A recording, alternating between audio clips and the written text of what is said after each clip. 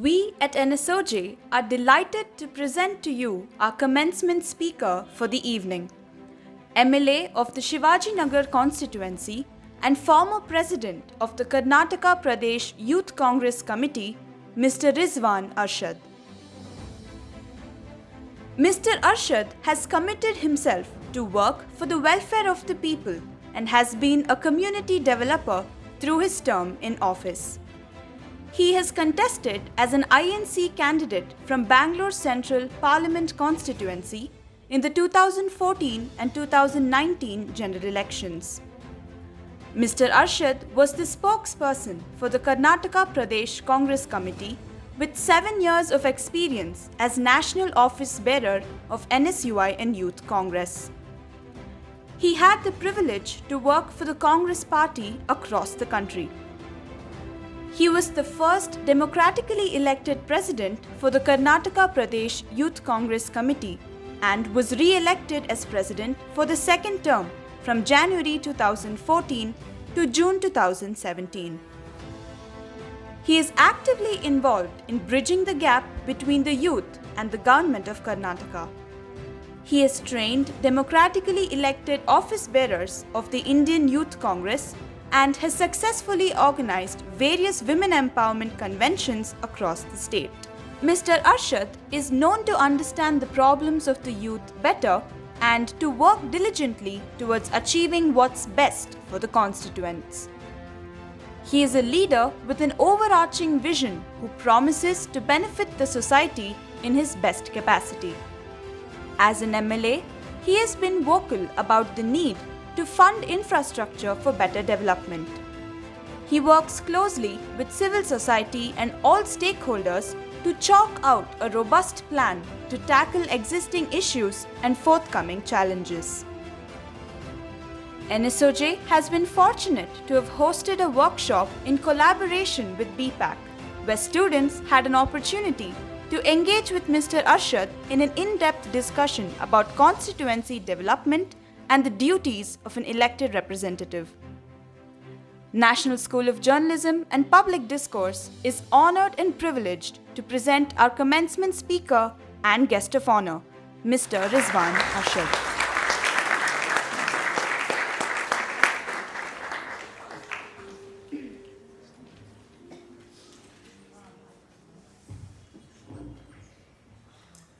Good evening, everyone. The founder of this prestigious institution, National School of Journalism and Public Discourse, my friend, Mr.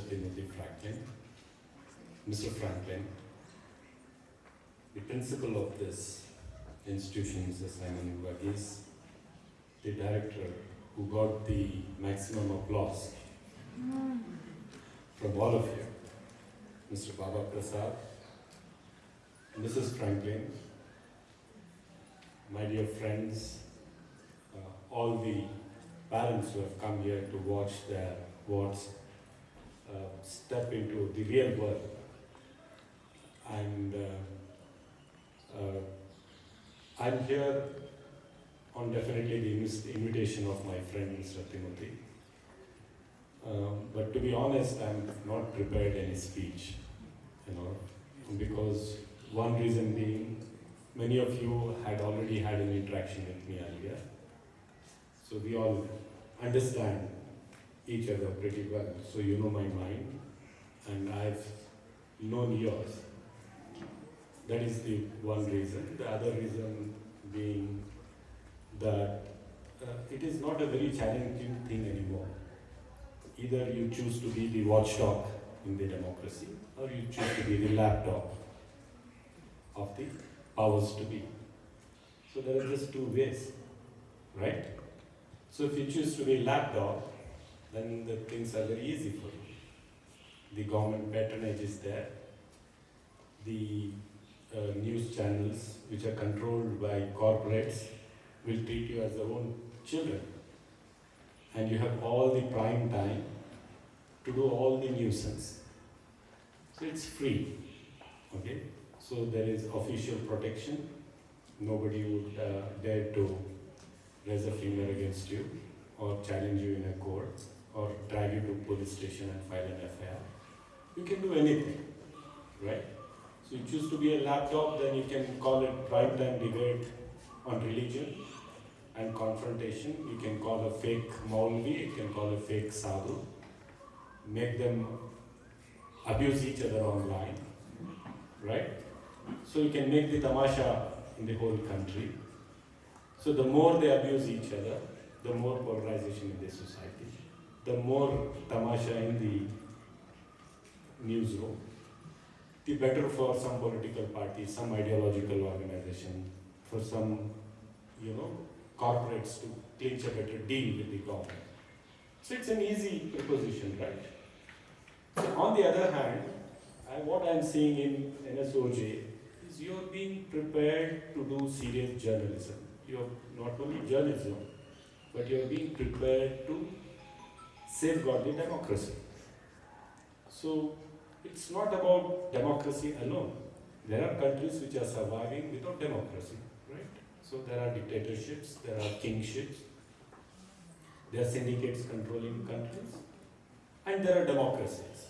So what is the difference between these system of governance?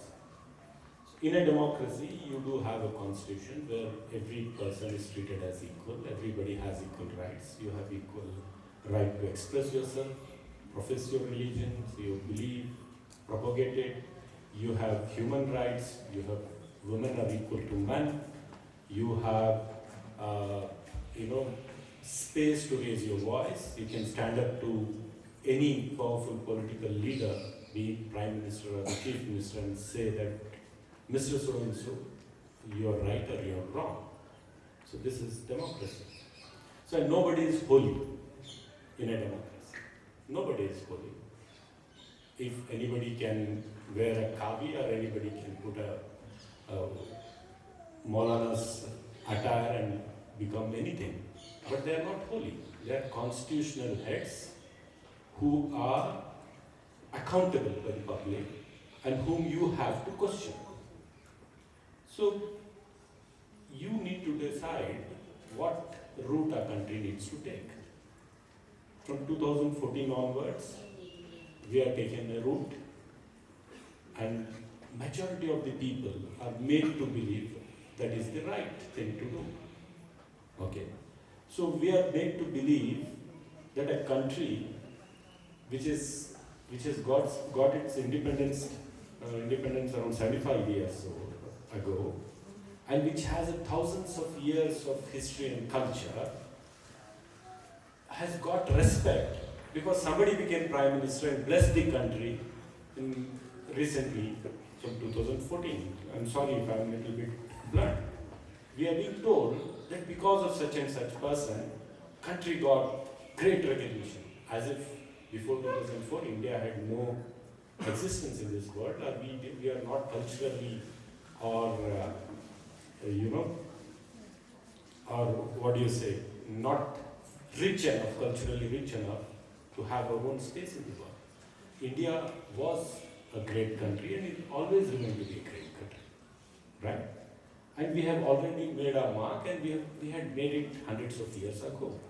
Why did the invaders come here? Because we had such wealth and such talent available, and we had so much of strength that no other part of the world had.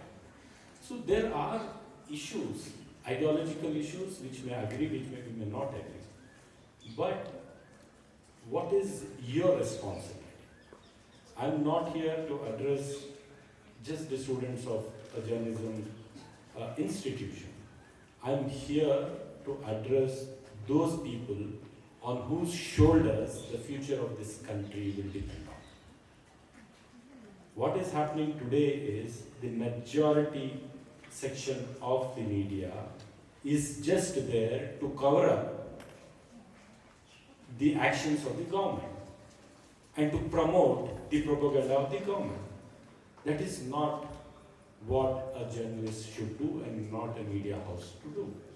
Whether it is the Congress party, BJP, or any other party in power, you need to hold truth to power. This is what you're doing. Mr. Franklin said what's happening in Russia. So there was some correlation. I was just feeling like, yeah, we are also having Agniveers now, right? So whatever that is, whether that is good for the society, bad for the society, we need to stand up and have the courage to speak. And I'm very sure, with my interaction with you in last one meeting we had, that you all have that courage and conviction.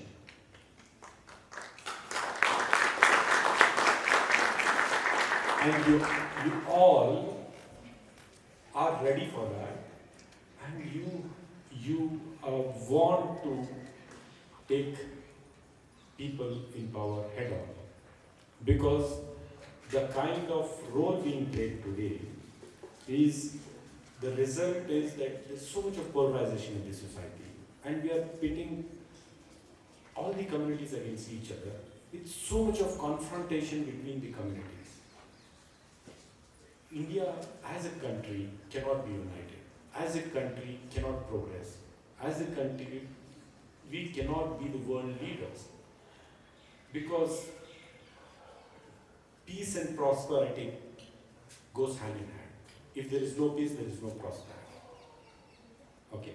And if we need peace and prosperity both, we need a strong democracy. And if we need a strong democracy, we need a free press. So I don't want to mention how India has been going up or down in the free media index, whatever it is called. Press freedom index, sorry. I don't want to say, because you're all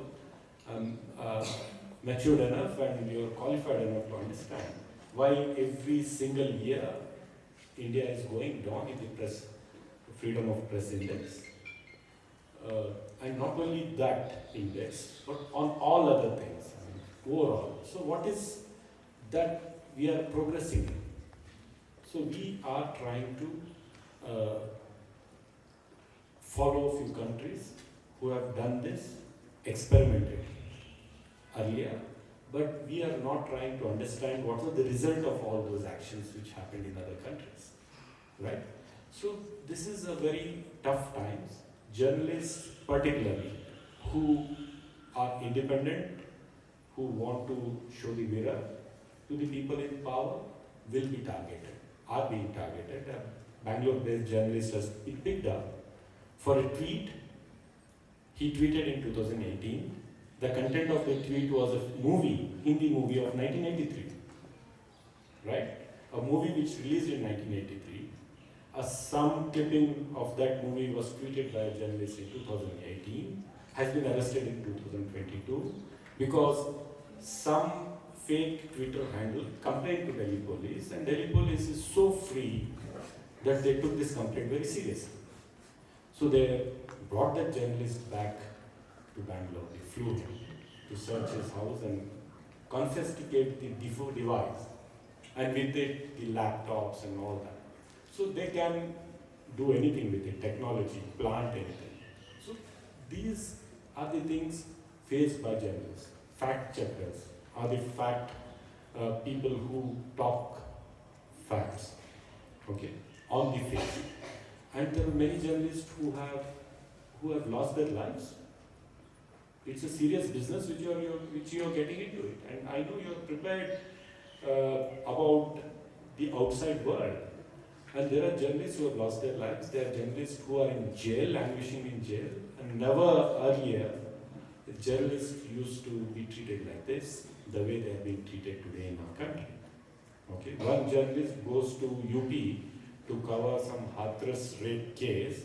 He's still languishing in jail because the administration then took him and framed him in something and thrown him there. Right? So these are the facts. Okay? So having said that, with so much of hostile environment, with so much of challenges, still we are able to fight here, because there are many journalists and many news organizations who say whatever happens, we will not be the laptop dog of any government agency. we will be the free media, we will be the media which will reflect what's happening, which should be fair, as Mr. Baba said, which will have justice in its action, and we will inform the people what's happening, let the people decide what is good for them. So this is where we are still a country with some reputation left. So it is because of those brave journalists that we are here in spite of all the challenges we are facing. And I am very sure, I am very confident that you are going to join that group of journalists which will keep this country alive and the soul of this country alive. Thank you for inviting me here.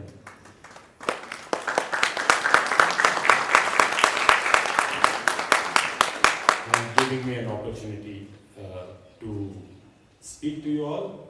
And I hope one day in this journey we find each other in different times, different places, and you taking up challenging assignments. Thank you and best wishes for all of you.